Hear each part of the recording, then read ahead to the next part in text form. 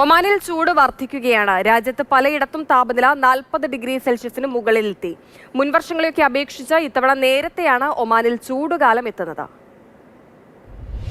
ഒമാനിലെ എല്ലാ വിലായത്തുകളിലും താപനില കാര്യമായി വർദ്ധിച്ചിട്ടുണ്ട്.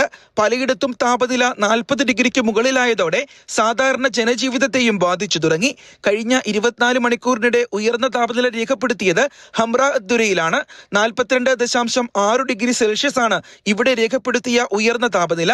ദിമാവത്തായനിൽ 42.2 ഡിഗ്രി സെൽഷ്യസ്, ബിദ്ബിദിൽ 42.1 ഡിഗ്രി, ജാലാൻ ബനി ബുഹസനിൽ 41.6 ഡിഗ്രി, സുനൈനയിൽ 41.5 ഡിഗ്രി എന്നിങ്ങനെയാണ് മറ്റിടങ്ങളിലെ താപനില. ബിദിയയിൽ 41.4, ഫഹൂദിലും വാദിമാവിലും റുസ്താക്കിലും 41.3, അമിറാത്തിൽ 40.9, ഇബ്രിയിൽ 40.8 ഡിഗ്രി സെൽഷ്യസുമായി താപനില ഉയർന്നു. അതേസമയം രാജ്യത്തെ ഏറ്റവും കുറഞ്ഞ താപനിലയായ 11.4 ജബൽ ഷംസിൽ രേഖപ്പെടുത്തി.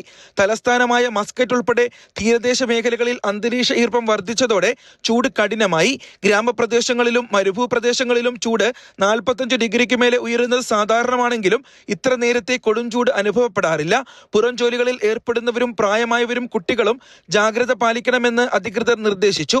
ഔദ്യോഗിക അറിയിപ്പുകൾ പിന്തുടരണമെന്നും കാലാവസ്ഥാ കേന്ദ്രം നൽകുന്ന മുന്നറിയിപ്പുകൾ പാലിക്കണമെന്നും അധികൃതർ വ്യക്തമാക്കി. Mathrubhumi news, Muscat.